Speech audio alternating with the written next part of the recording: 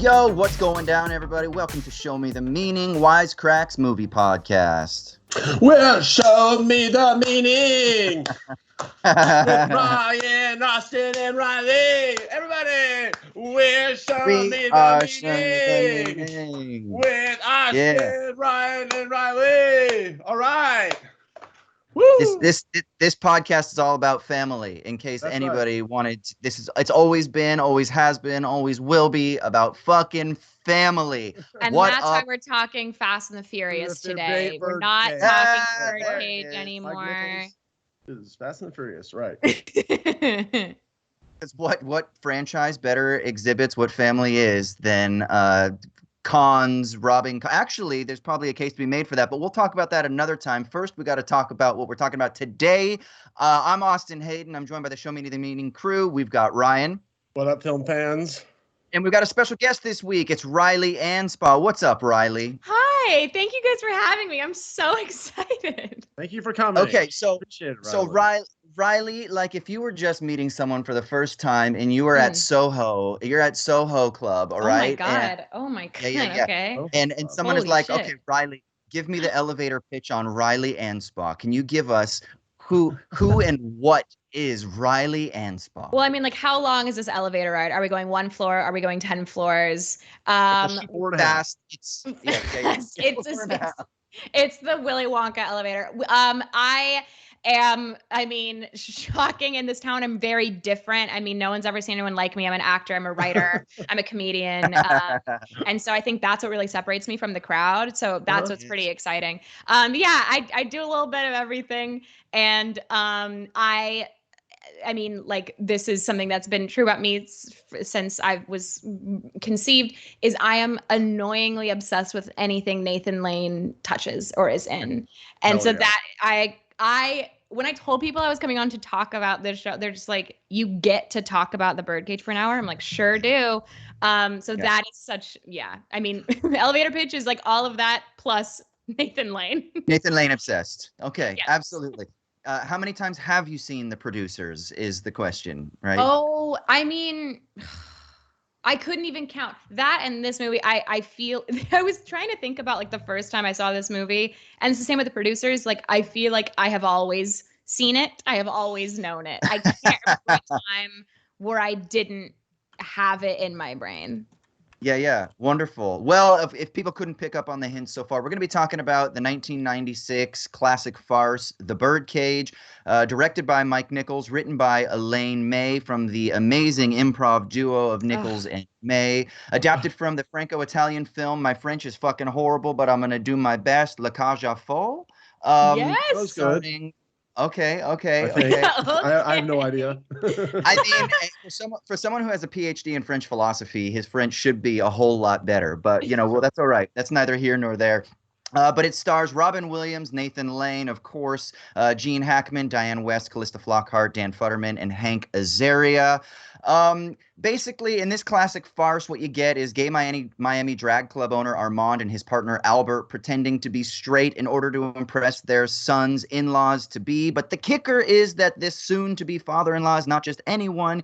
In fact, he's an ultra-conservative U.S. senator who founded the Coalition for Moral Order. And in the end, of course, we get a film about acceptance, diversity, artistic freedom, and the power of family. So before we start packing or unpacking this film for all of its themes, let's go around and get first impressions. Because Reilly is Nathan Lane obsessed, and because this was her film choice, we're going to start with her. So Reilly, this is what we do. Honored. What was it like now, since you've already have seen this film, you might not remember the first time, but what's the first impression of The Birdcage on you? And then what's it been like kind of revisiting it? What was it like the most recent time you saw it? Yeah. Okay. I mean, first impression, like, this movie, I remember watching it, and bear with me. I had the same first impression with this film as I did with There's Something About Mary, in the way that it's like, there are moments that, like, I know are supposed to be laugh lines and like big old comedy beats, but that made me weep. Like, simply just cry. And My first impression of, I mean, it's like you have Robin Williams and Nathan Lane, and already I'm just like, I'll do whatever it is, I'll watch it.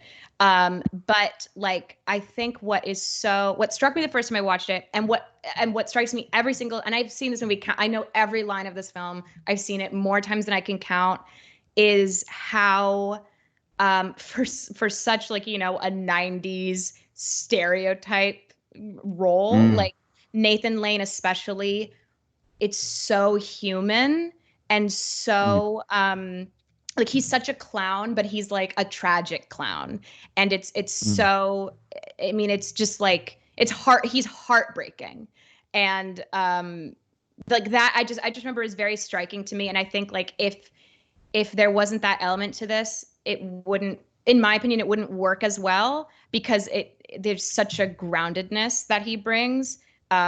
Whereas it could have just easily been just like, you know, super slapsticky, super, you know, whatever the entire time. And so then I watched it again 2 nights ago with my roommate who had never seen it before. And so it was just fun to go back, fun to get, you know, it's like when he comes in as Catherine in drag, like to hear her just gasp, like not expecting it. Like I get to experience that for the first time with her was super fun. I mean, then of course, I mean, it's Hank Azaria. It's tough. Yeah, we'll get into some of that. 100%. Yeah, I didn't share it with you two, but I did just post it. And we'll probably post a link or we'll tweet it out. Remember to give us a follow at SMTM_POD. We'll tweet this out. The title of the article was came out 5 years ago. So it's actually, the film's 25 years old, but this article was written 20 years ago. And it was like, the film should be #problematic, but why it holds up. But it does talk about some of the maybe over-the-top caricatured performances, and does talk about, you know, appropriating drag culture and should this be a problem. But then the author ultimately says, but it still works. And why was this film important for popularizing gay culture, bringing a kind of, for lack of a better term, healthy gay couple into people's living rooms where they had problems, just like every other couple have fucking problems, but they're still monogamous and they love each other, and why those things were so important in 1996, where a large majority of states in the United States had bans against homosexual unions. So it's also important to kind of remember the time of this film. Anyway, we'll put some of those links down below, because there's actually like a lot of stuff, and we'll tweet that stuff out. So remember to follow us. But Ryan, what about you, brother? First impressions, and then what's it been like on repeated viewings? The first time I watched it, it was after I was going, like in college, I would go through directors I liked, entire filmography, and I one time did Mike Nichols, and I watched this towards the end of his, you know, of me watching all his movies, because I really love him, and you had said it really well, Reilly, about how human his movies are, and that's like the overwhelming adjective I would use on his whole filmography, and they're all so different too, and really cool genres, and really unique too. I highly recommend everyone go see Working Girl and Carnal Knowledge, and obviously The Graduate's, you know, undisputed masterpiece. But then I'd heard people always talk about The Birdcage and how funny it was. And then I finally saw it later in life, and I loved it. It was because it's such a tightrope walk of a script where you could this easily. I mean, it is cartoonish in a lot of ways, but it easily could have been so silly to the point of mocking in a real fucked up way. But I think. In my opinion, I think it fucking works because of Elaine May's awesome version of this script, which is, like we said at the beginning, you know, a remake, kind of, you know, or modernization, I guess. Adaptation, adaptation, yeah, sure, we'll call it that, of a French. Was it a play or was it a movie? So it's a stage play, and then it was a Franco-Italian film. But yeah, the play is like 73. And the film is like 78, I believe. They did a revival of the musical with Kelsey Grammer as our mom in like 2014. All right. Yes. So anyway, I love this movie, and we'll get into it. But my favorite, the scene that really encapsulates it to me, is just Gene Hackman in drag walking through and then singing "We Are Family." Like I'm like that's like kind of what you're saying too, Reilly, where it's a funny moment, but I'm like, oh. Like this, you know, man with a, you know, stone heart has like kind of like he's learned something today and has a good message. I love this movie. So that was my first impression.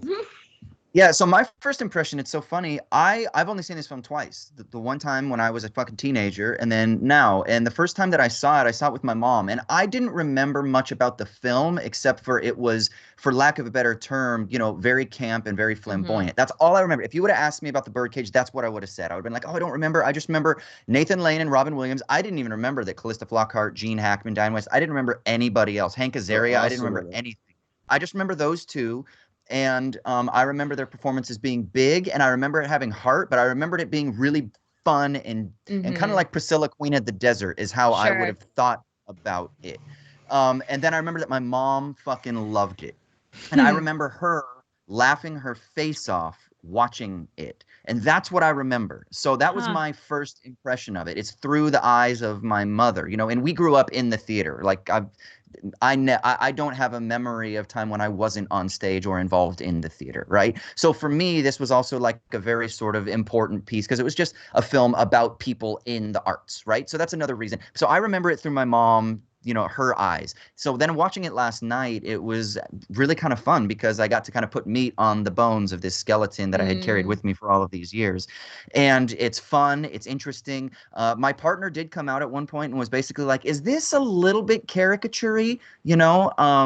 And I was like, okay, so there's a lot of stuff written about this. So I started digging, reading things. I Mm-hmm. was like, there have to be things that are commented on about some of these performances. And obviously Yeah. we live in a time now where we're trying to be so careful with representation. We're trying to hire queer actors in queer roles, and we're trying to not appropriate drag culture for certain other purposes, et cetera, et cetera. So I was like, there's got to be stuff written about this. So then I started reading about it a little bit, and I was like, okay, so there's actually some really interesting commentary about the lasting legacy of this. But the one thing that every single article, even the critical ones, could all agree on, that it still was an important film, regardless of if there are things that we would say, hey, you know what, maybe that wasn't perfect, but it was so important for what it did for bringing this community, this world, into the living rooms of the everyday American, much like somebody like Gene Hackman's character, who's like a representative for, the ultra conservative American kind of Christian personality type, or the Tipper Gore, we've got to censor everything type. Like he's kind of an amalgamation of those things,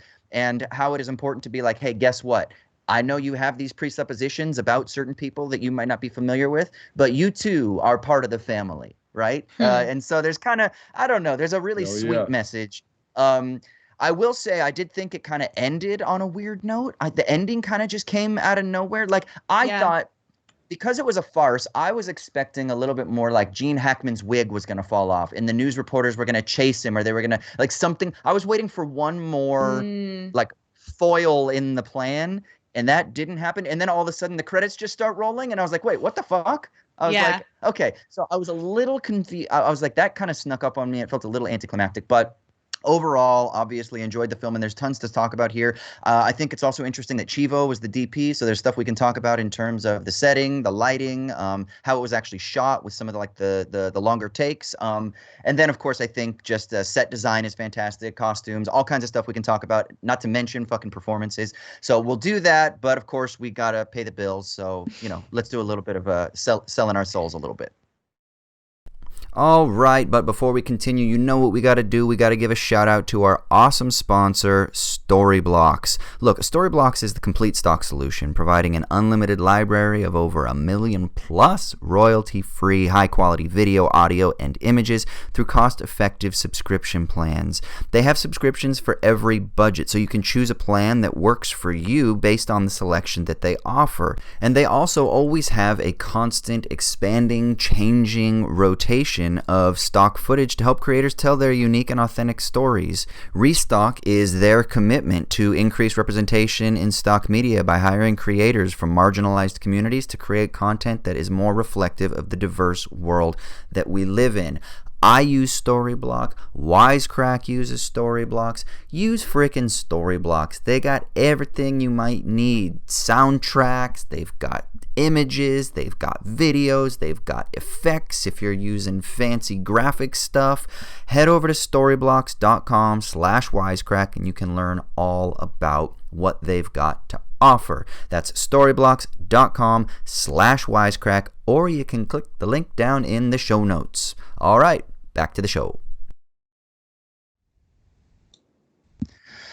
All right, so now we're going to start unpacking this film per the usual, but I do want to give a reminder that we are live on YouTube. So if you've got comments, thoughts, contributions, please hit us up down in the chat. We will definitely be addressing that. And then, of course, if you've got longer form things, yeah, you can email us at movies@wisecrack.co with any of your thoughts. Of course, we have a mailbag sesh at the end. All right, so first things first, Reilly, we already cracked the can a little bit on is it #problematic. So let's talk about Hank Azaria okay. So go ahead. What do we think? Like when you mentioned Hank Azaria, you almost seemed a little bit like, oh shit, that's a whole can of worms. So let's open the can. It is. I mean, it's like it is. You know, I remember watching it when I was younger and just being so entertained. And, you know, so this movie came out the year I was born. So it's like, again, I was born when The Birdcage came out. And I remember like being younger and just like, you know, he's super funny, super entertaining. And then watching it, and especially now, you know, again, it was the 90s and like we all should have been like, oh, okay. But what learning, actually, I was telling you guys this a little bit before we started recording, but I was learning more about La Cage aux Folles, the 70s French film. And I didn't know because I haven't seen that original film, but apparently the maid in the original was played by a black actor. But then as they were casting this, I don't know. And if you guys know this, I apologize for people who don't know. I'm just going to tell a story of like how Hank Azaria how that role came to be in that, Mike Nichols saw him in something and he's like, you know, do you want to be in this film? And we're doing a table read. Like you can pick any small part you want to do. We'd love to have you be part of this project. And so when he did a reading, he's like, oh, I'll read the stage manager role. But then he added this like caricature-y accent to the stage manager role for some reason. And everyone thought it was very funny. And so then he just kind of, I think, read a bunch of small parts, and Agador was a much smaller role. It was like he was like in one scene in the original version of the script, but they just loved like this quote, like big quotes, this take on Agador. Yeah. And so they're like, and so then Elaine May went and like did a whole rewrite and made his part much larger. And we wanted Agador Spartacus. Agador Spartacus, an incredible name. But it is. So, I mean, it's a lot of. It's so funny because it's like I actually didn't realize till I mean, like, you know, years later when I was older that Hank Azaria is a white dude. I didn't know that. And then I remember learning that. I'm like, oh no. Yeah. And then it's like, you know, he even has a line of like, you know, he's asking like, why aren't you going to put me in the show? And he's like, am I too primitive? And I'm like, oh, Jesus Christ. Like it's tough. It's tough. Okay, let me ask a broader question about this tendency then. Like, I'm thinking of Hank Azaria, who also obviously famously is Apu on Simpsons, or was, I should say. And I'm thinking of like back in the day, can we say back in the day for 25 years ago? Back in the day, you used to have character actors that would do this. And I'm thinking of another character actor that does this a lot, Alfred Molina, who Alfred Molina has played a Spaniard. He has played Middle Eastern. He's played, you know, wow, I didn't know that actually. People of European descent. So what I wonder is are we in an age where like that type of character actor no longer exists? Because it used to be a sort of badge of honor if you could do these other accents and, you know, kind of like move in between. If you had maybe a look about you that would kind of fit between, you know, you could do Latino or you could do like Middle Eastern, like I said, or something like that. So is that type of character actor, is that gone? And now it's going to be much more precise about the roles that you can fit into? I think it's like, you know, I think what the industry has come to realize is that roles and people who are not white aren't just like characters, they're people. And so it's like, you know, instead of like Hank Azaria being like, oh, I'm going to be this Guatemalan character, it's like, we're not doing caricatures of non-white people anymore. And so it's like, and we shouldn't have been. And so it's like to have these actors who, I didn't know Alfred Molina had done all those kinds of roles, but it's like, you know, it's with Apu, with Agador Spartacus, it's like, it's you know, it was almost just like a bit. I mean, I'm thinking this is like very extreme, but also Agador Spartacus is very extreme, of like Mickey Rooney and Breakfast at Tiffany's. It's like people are like, oh, Mickey Rooney is like a big character actor, and he just is like this unbelievably grotesquely racist part in Breakfast at Tiffany's. Yeah. But like it was not really, you know, people watch that and they're like, oh, he's so fun. And it's like, my God, it's like if this is extreme, that was on another level. And so, but that was in what, like the 60s, and this was in the 90s. And it's only like now that it's like, oh, maybe we shouldn't do that. Maybe that's not a badge of honor to do that anymore. Yeah. Ryan, what do you think about this whole the character actor thing? Is it a thing anymore? Well, it's a weird subject because, like, I mean, no, obviously, I think that it's not in vogue now, you know, to yeah. But like Nathan Lane, I was trying to find this article that that Nathan Lane was interviewing, and you know, he's on the record as saying, like, look, like in his opinion, you know, that he says his whole career would be very limited if he was just you know, if he was only playing gay characters and stuff, you know, or which I guess is the opposite, you know, if like is a straight, and he was talking about how Mark Ruffalo was perfect for this role, I think, where he had AIDS or something and played a gay man, and how awesome that, you know, his performance was, and he thinks that that's one of the beauties of acting. So I mean, I see that point of view, but I also, you know, but then there's this, I think it's two conversations. It's the nature of acting, which is embodying another person and stuff. But then there's also this whole other conversation of representation. And it's like, all right, well, you have this big Hollywood movie, and you know, there's a million, you know, actual gay people that could have played this role that are actors, but you went and found, you know, somebody who wasn't, and went out of your way to, and then also on top of that made them way over the top. So yeah, I get both sides of that argument in a weird way. And I don't, you know, to me, it's one of those things where if it works, it works sometimes. And whether it's right or wrong, I don't know. I'm not here. I can't show you that on this podcast. A friend of mine posted something on Insta recently, and it was an interview with someone. I don't remember who it was, but it was a gay actor, and he was saying, like, if you look at all the gay icons, Harvey Milk, things like that, they haven't been played by gay actors. They've been played by, you know, straight actors. A lot of times this happens.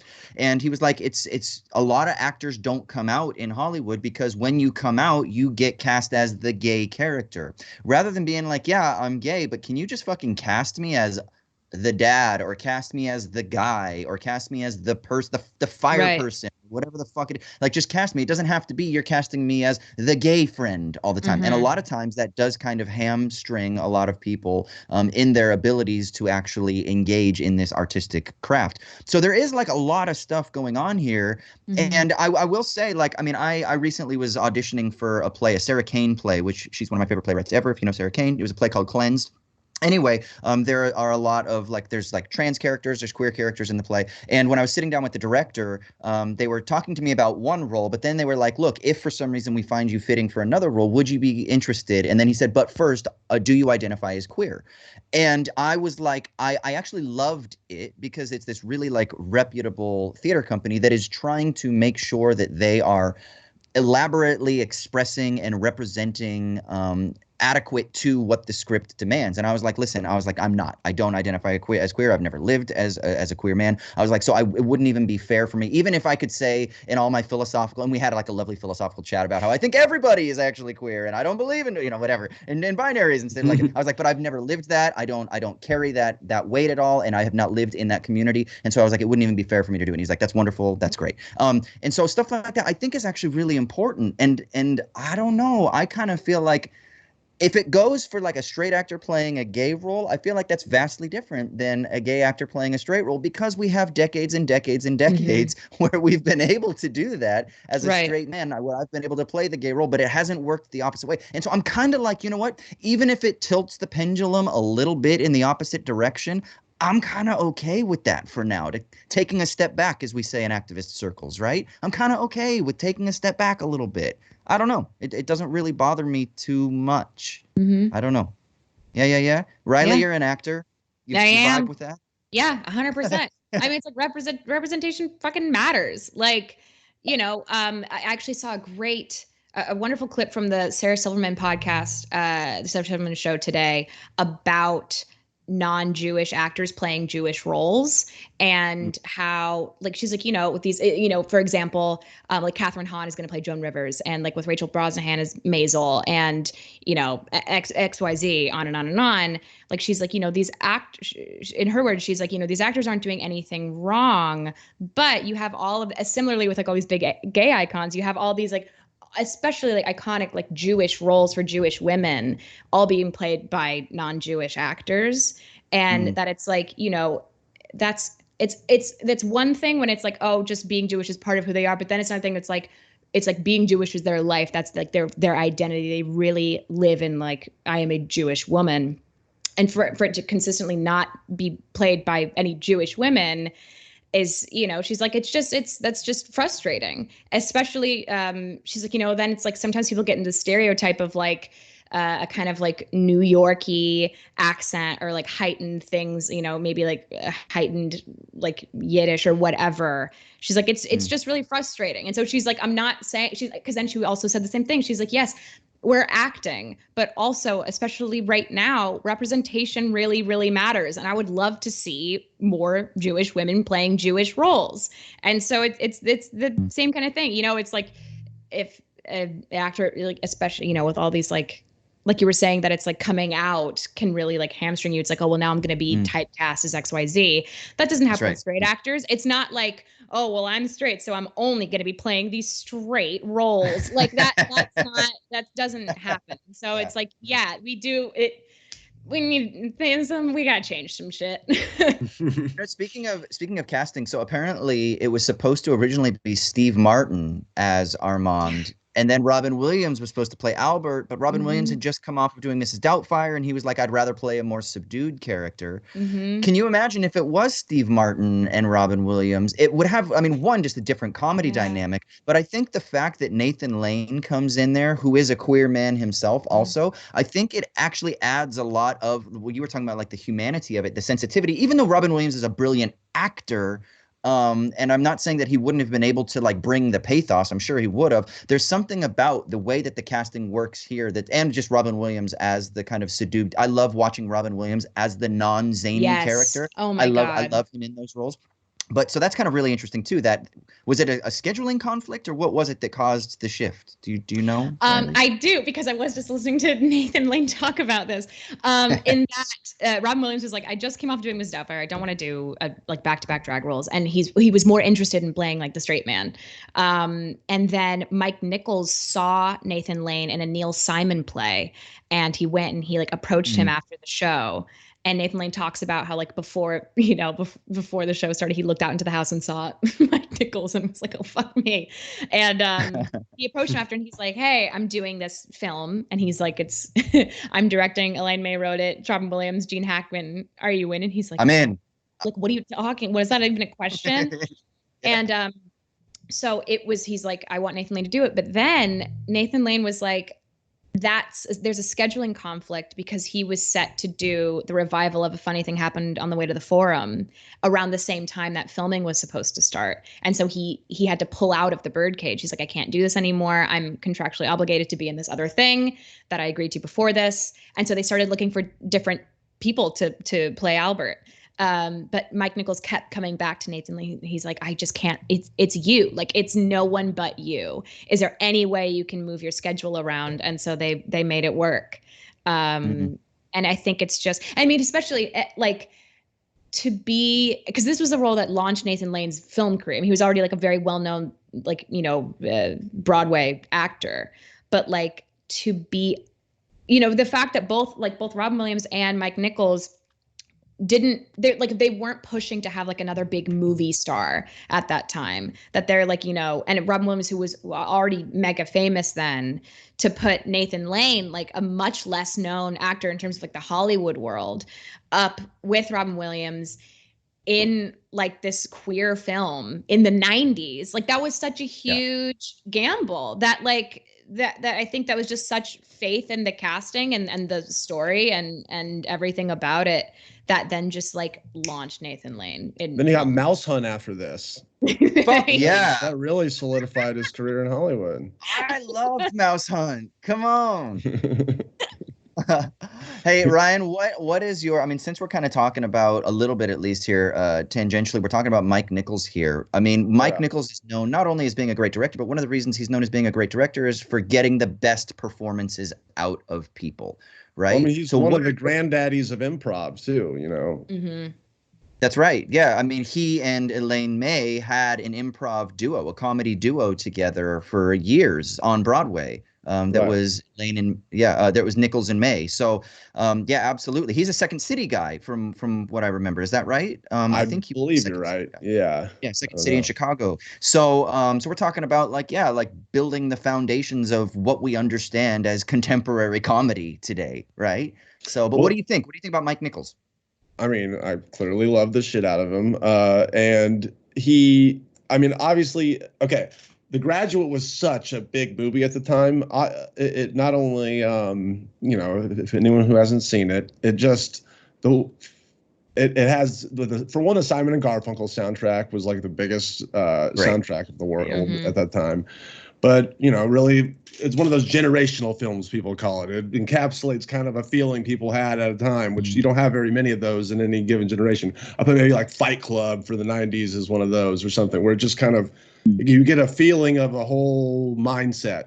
And he's just great at that, you know, and that takes a humanist sensibility, you'd call it. But his first big, huge movie that was awesome that we got to mention too is Who's Afraid of Virginia Woolf? Oh, yeah. Which is just like a black and white, like two-person melodramatic play almost put to film. It's awesome. For if you're like a up-and-coming filmmaker, definitely go out of your way to watch Who's Afraid of Virginia Woolf. You can just see how, you know, if you get good actors and a good script, what you can do is super little. You know, it's just filmed in a house and two people doing it. It's great.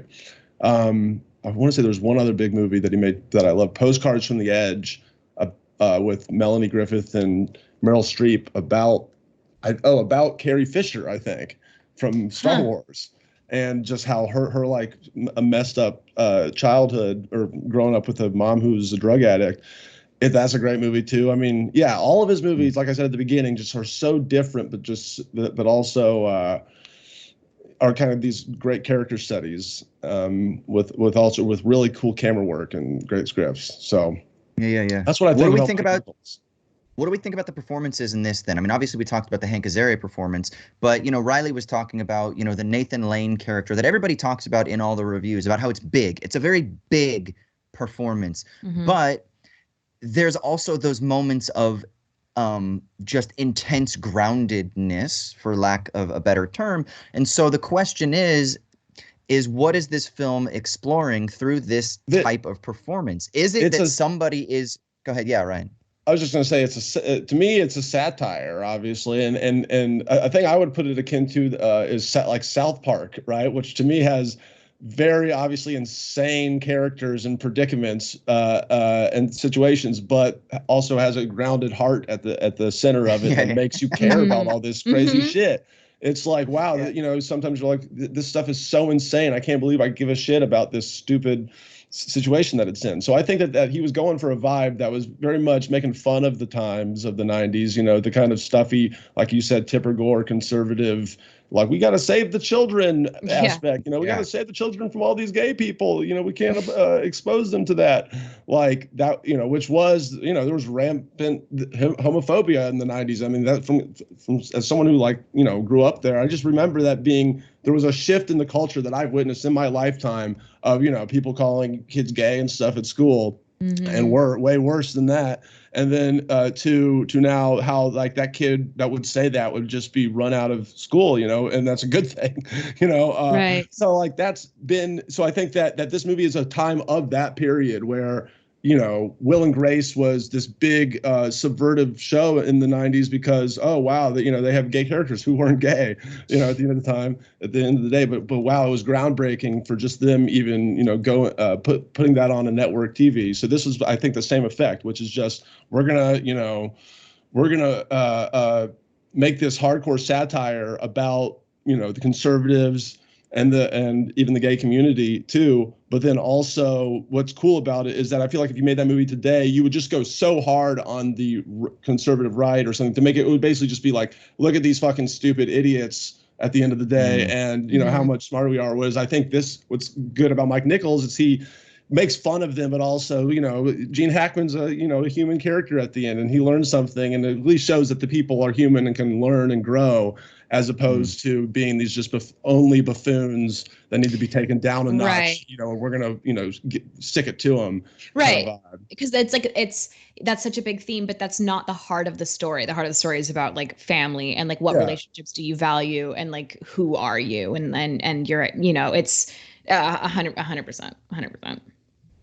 Yeah, it's interesting because I'm thinking about what is Gene Hackman's character? Like, is he a stereotype, or is he a caricature, or is he a pretty good embodiment of an ultra conservative Christian who is a part of like the moral majority that grew up in the late 70s and 80s, Pat Buchanan listening. I mean, at one point he gets all excited because Nathan Lane says something. He's like, oh my God, Rush Limbaugh said that. So it's like a Rush Limbaugh listening. And a lot of the names that he drops are like 90s politicians or 90s pop culture. He says like Billy Graham is too progressive at one point.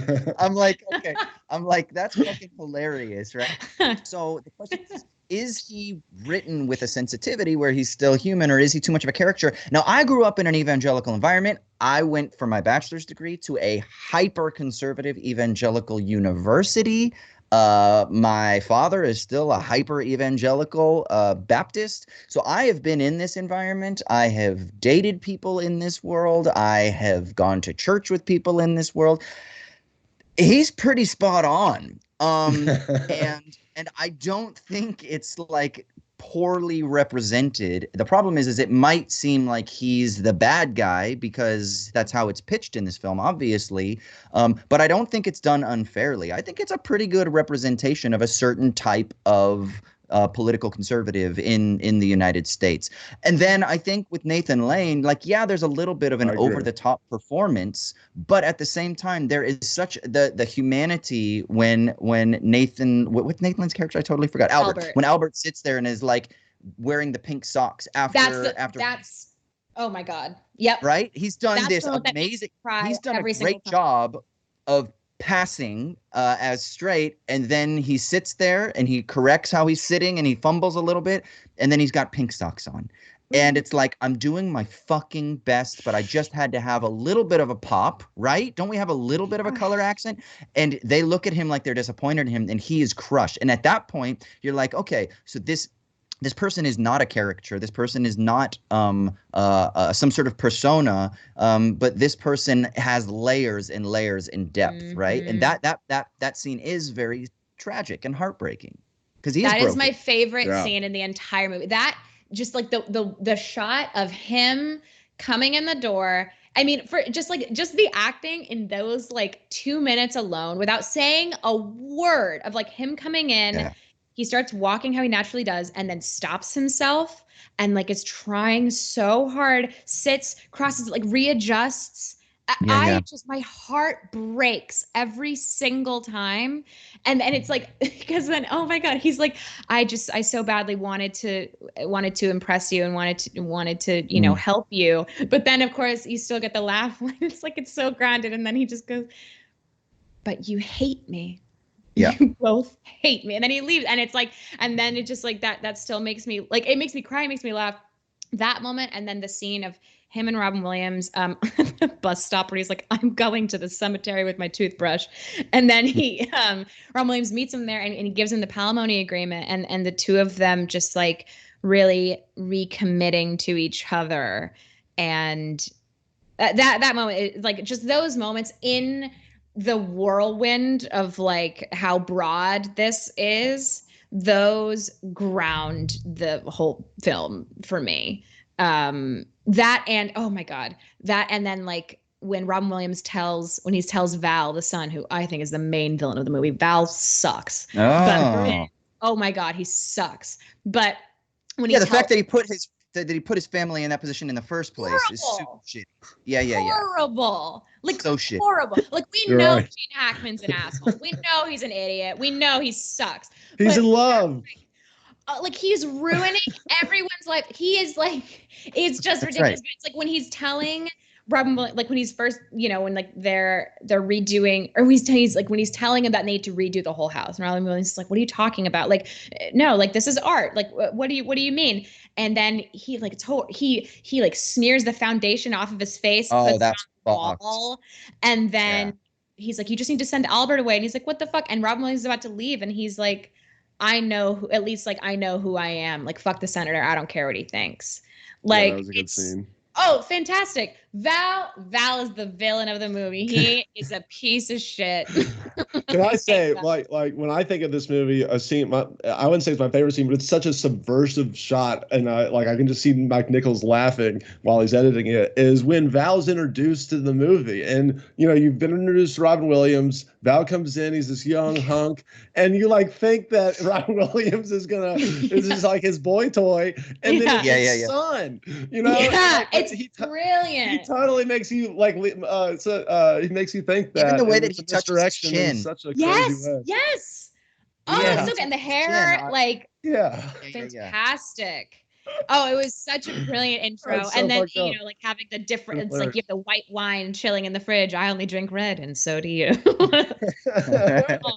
Oh, I mean, like that just in terms of performance, the first scene between Albert and Armand when Nathan Lane's getting ready and refuses to go on stage, that is some of the funniest shit I've ever seen in my life.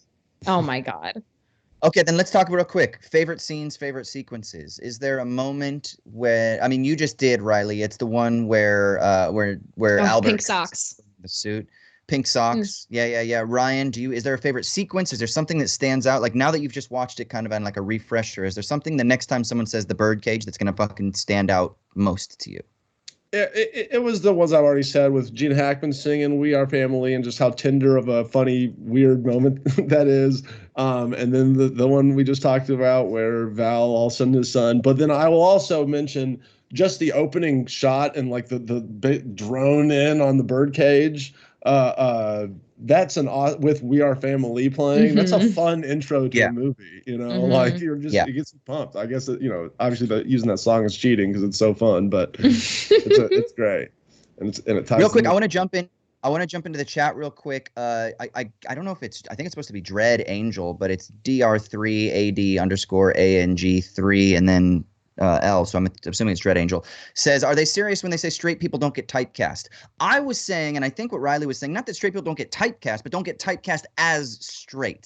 Right? Yeah. So, it's not that you become the straight guy. That doesn't mean that, like, if you're The Rock and you're like macho as fuck, that no one is ever going to be like, oh, he like that people don't think automatically of like a kind of like stereotypical masculine straight dude. Sure, possibly, and maybe he is typecast in certain ways, but I think the idea is more about your identity position in society. I think what we were talking about, Reilly, is that Mm-hmm. Yeah, I mean, it's like there's a difference between, it's like, oh, you're typecast as like the nerd or like the best friend or the popular girl, but that's nothing to do with like with being gay or straight, core identity or core identity, anything about that.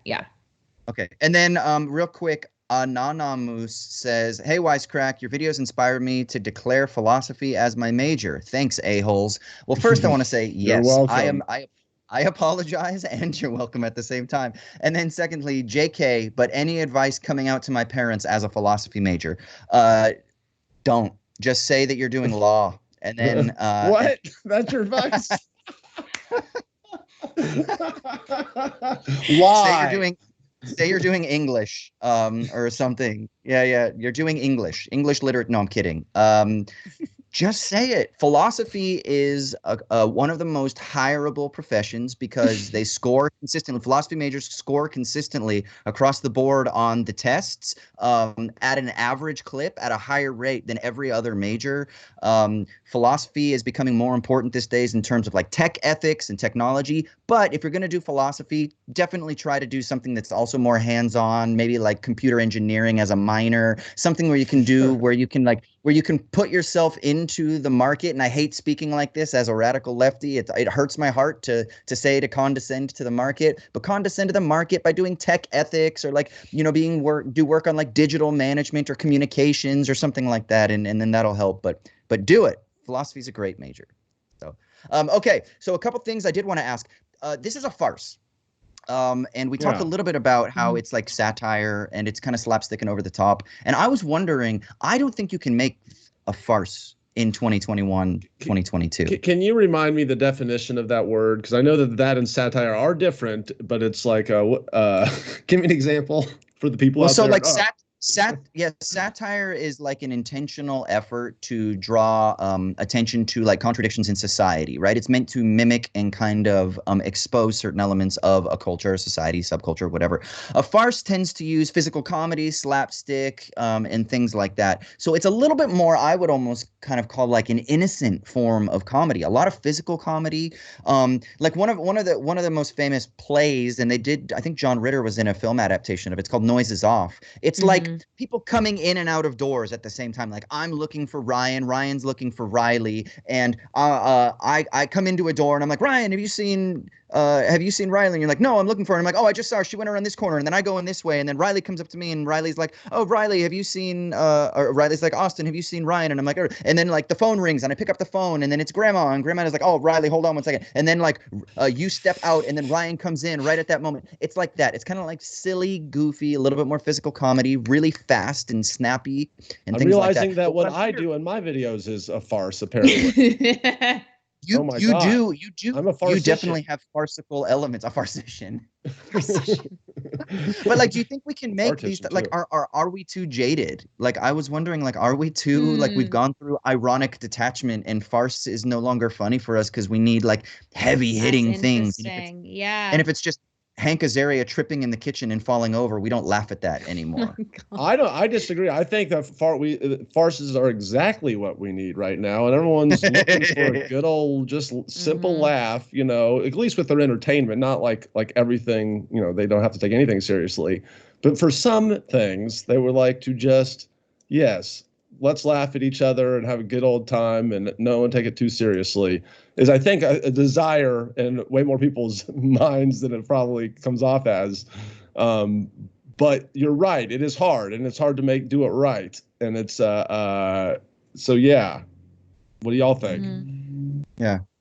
Yeah, I mean, I agree. God, I love a farce. I mean, it's like this especially just thinking of Birdcage specifically, it's like, you know, for me, a classic farce is like the dinner party gone wrong, and you know, like this, and it feels very Moliere. It feels very like, you know, like it's just like such a classical form of storytelling and of comedy. And I think like when done well, because I've seen some farces that are like, you know, even I've seen like Moliere done like Tartuffe done not great.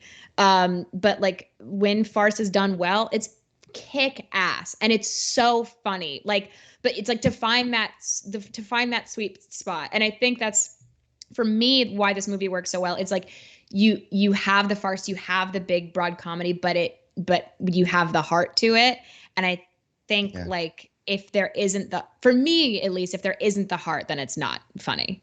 Because then I'm watching it just for a cheap laugh. Which is fine sometimes. Well, that's the point. Yeah, and that's also some things. There's some, you know, not all art, but yeah, it's fun. And the person in the chat, Tim's just brought up that Airplane is the most famous farce. Airplane was such a big movie in my life growing up. All the Naked Gun movies. I had never laughed harder in my life than when I first saw Airplane at the time. And would you argue, Reilly, that does that movie have heart to it? You know, do you think of heart when you think of Airplane? I mean, it is a great time. Yeah. You can't argue that, I don't think, but. Yeah, I get it's like for, and this is just now, not even think about farce, but just comedy in general is like at least my sensibilities, I don't like mean comedy. I don't like comedy that's like shitting on other people. I think that's a really cheap form of comedy, and I'm not about it. It's not funny to me.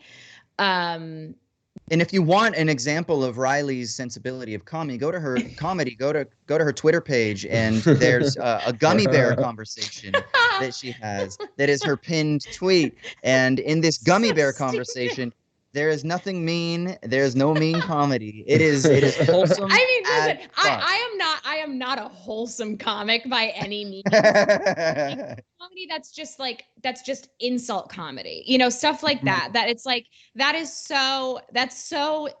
so easy, and that's so boring to me. Yes. And so something like a farce or satire or whatever, it's like there. And with Airplane's so fucking smart. Like it's so brilliant, and I don't know. I just think like, I don't know. So yeah, I guess it doesn't need to have heart. I mean, God, but could you do Airplane now? Like, would people care about making something like Airplane now? That there was those whole disaster movie, date movie people forever that were cranking them out, and everyone was like, all right, but it's a spoof. But it's a spoof. Those were spoofs. Like, Airplane wasn't a spoof of anything else. Well, no, it was a spoof of the airplane disaster movies that were kind of popular at that time. Right. Like Naked Gun is a spoof of the spy movies. And Austin Powers is a spoof of like James Bond. Yeah. This is good. Yeah.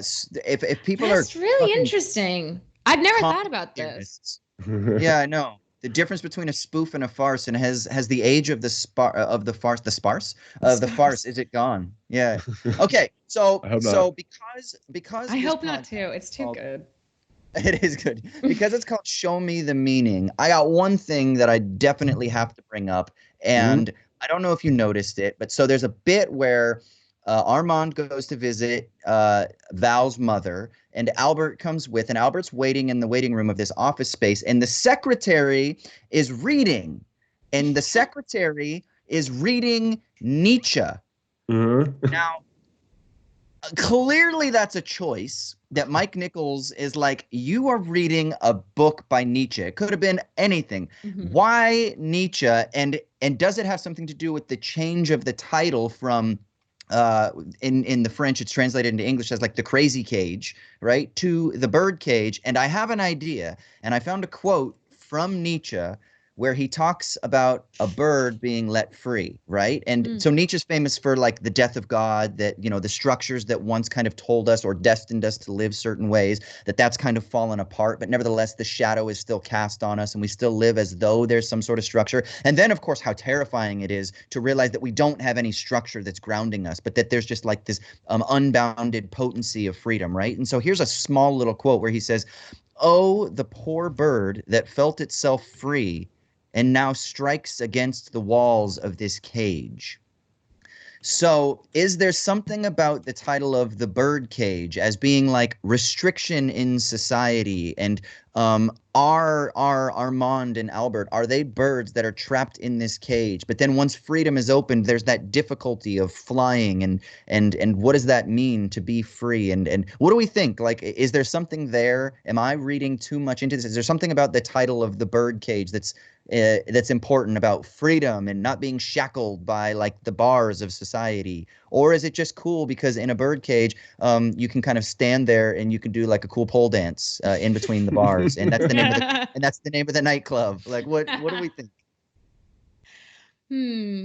I mean, like, oh, you go, Ryan, you go. Oh no, I was going to say I was hoping Austin first to show me the Nietzsche meeting in that, because I was wondering the same thing. Reilly, what was your take? That's so interesting. I mean, like, I think, again, I'm going to come back to my take as Val being the villain of this film, and that it's like Albert and Armand were free at the beginning, and then Val put them in that goddamn cage and like made a cage out of their home, like fully redecorated it. Like, it just, he put that on them, and he was saying like, well, it's because of the center, it's because of all this. And it's like, well, you're the one doing it. It's like they didn't care. It's like they or not they. I mean, like Albert and Armand, like they're like, fuck what he thinks. Like I know who I am. I'm not gonna. That's bullshit.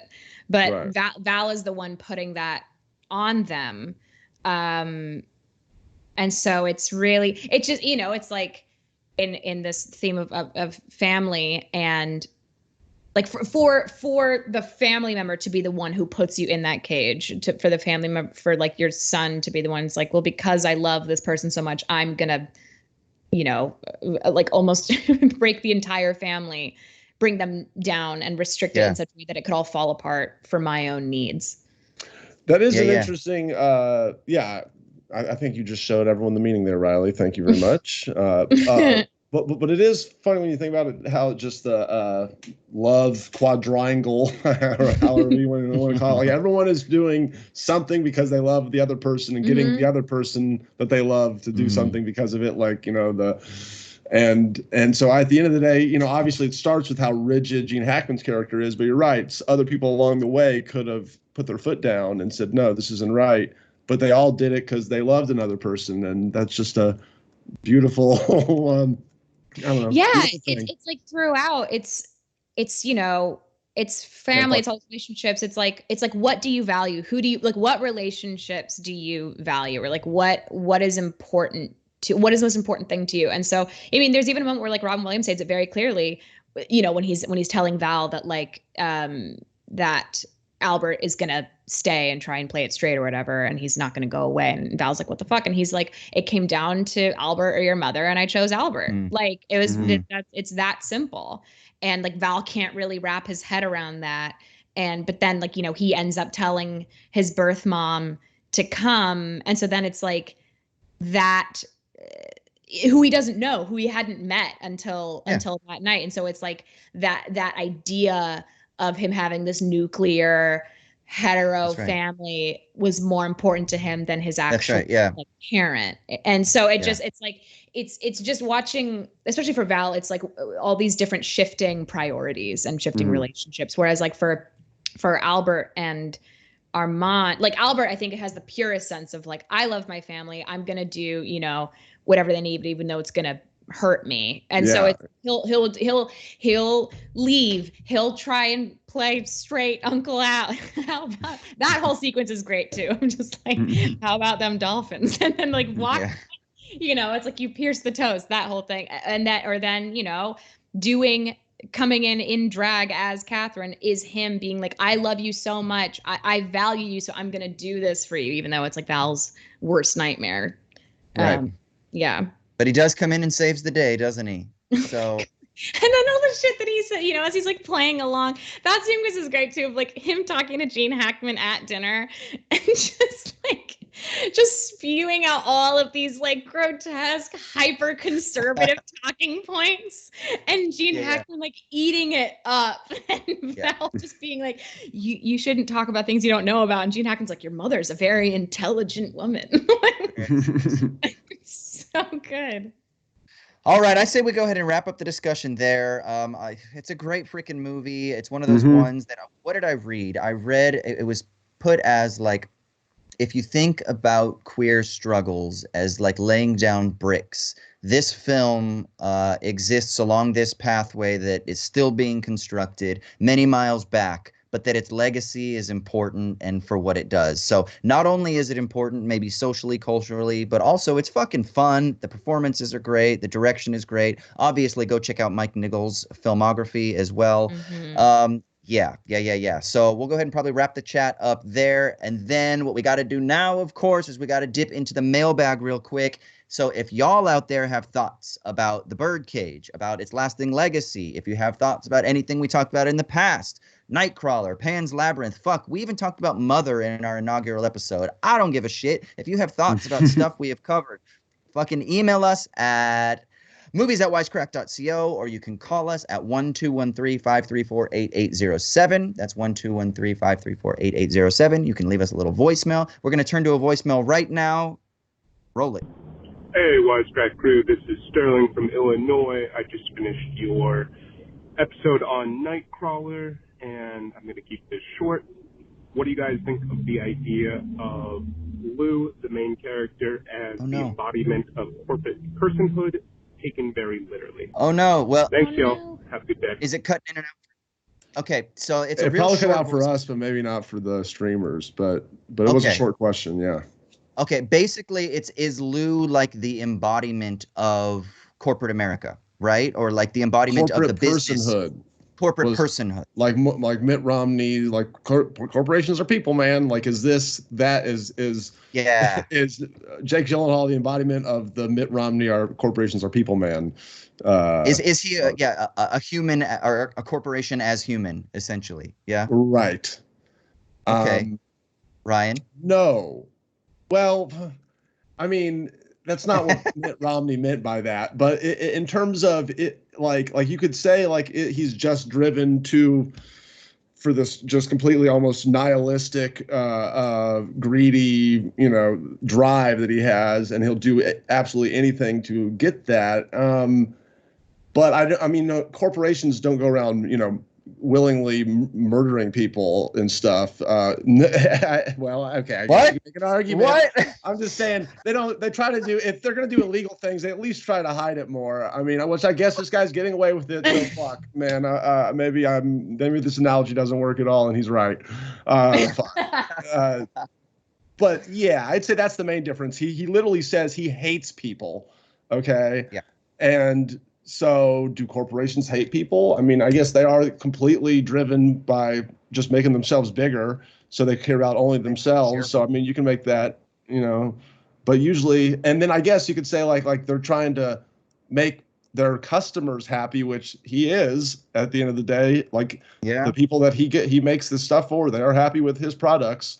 So he's just in a very, I would say, I guess, immoral or gray area morality industry, which you could name a whole handful of those as, like, even like gambling or something. If is it good if you're a casino to be trying to get the worst addicts among us to come and waste all their money, and is that moral for them to make money off of that? I mean, that's a good question. Like, so I put him in that category of corporate personhoods. What do y'all think? That's a loaded question. Reilly, have you seen? I haven't, but this is making me this conversation is making me want to watch it. That's fascinating. You gotta see it. It's awesome. Really good. Yeah, I mean, we kind of touched on it last week when we talked about the film. I think the best way to think about it is that what you get with Jake Gyllenhaal's character, Lou, is that he's not a person, right? I mean, we talked about the characteristics of psychopathy that he clearly exhibits, but I think even more than that, the reason, and then people also have done this with fucking devil.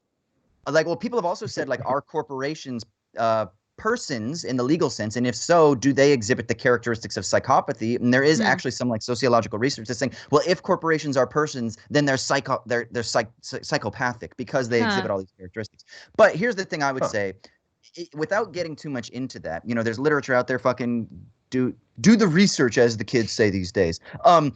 But what I would say is that Jake Gyllenhaal is clearly an embodiment of the institution that he's trying to impress, right? Which is why he's reading all those business books, which is why he uses those fucking self-help mantras. There's nothing authentic about him. And I think that would be the human element. The authenticity or the sincerity would be the human element. And that's not there because he's trying so hard to get ahead and to win because he's in that situation of desperation that he finds himself in, that I think his inhumanity comes across like he's just using corporate speak, and that's all he knows how to do. He's thinking about like fucking the leverage position. That's why I don't want to say anything actually to spoil it for Reilly, but that's why he does some of the things that he does, because he doesn't want somebody to potentially threat his leverage position. And he's worried about the quarter, and the language that he uses is all just business speak. And so maybe he is just the embodiment of the institution that is what we call the corporation. But I think you're totally right, but but also, I do think it's important that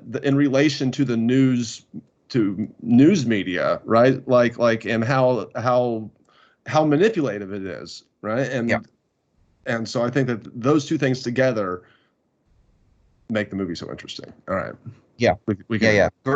Great freaking movie. Check that shit out. Thanks for the comment. All right, so Yeah, definitely. Thanks for the comment. If you want to give us a call, you can 1-213-534-8807. That's 1-213-534-8807. And of course, you can email us movies@wisecrack.co. We are going to be doing, I believe, at some point a mailbag episode, which we've done in the past. But there's so many emails that we haven't been able to address. Sometimes really long, thoughtful ones. So we're going to do a full segment or a full episode where we're just kind of like answering all of your questions and thoughts and insights and film recommendations or whatever. So we're going to kind of look through all those and present some of those in the coming month or so, let's say.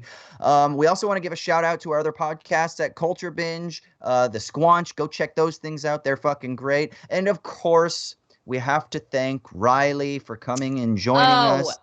Thank you guys for having Reilly. me and letting me just rant about this film.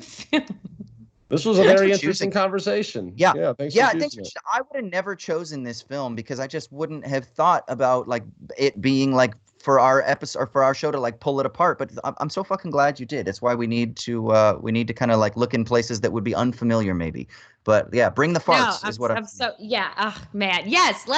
That's what I want to leave this being is like let's keep the farces going. Yeah. Amen. God, they're good. And if you want to check out Reilly, she's got a podcast that she does called Review. Reilly, can you give us a little spiel? What are you guys doing? Sure can.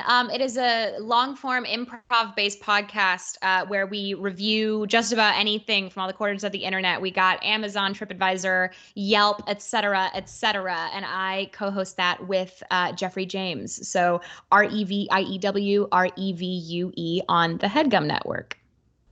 Sick. All right. And Ryan, where can people find you on the internet, brother? Ryan Shorts on all the platforms. I had a piano lesson that I'm gonna put up my piano lesson video. So with Jason D. Williams, the illegitimate son of Jerry Lee Lewis. Oh my God. He probably wouldn't be happy that I said that. But anyway, that's what my next one is about. Go check it out.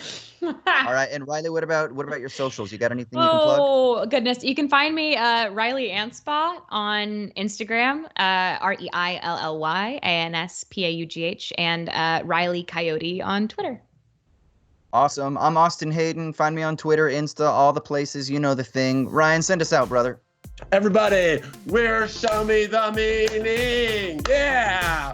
With Austin, Ryan, and Reilly. Yeah. Oh, we're Show Me the Meaning.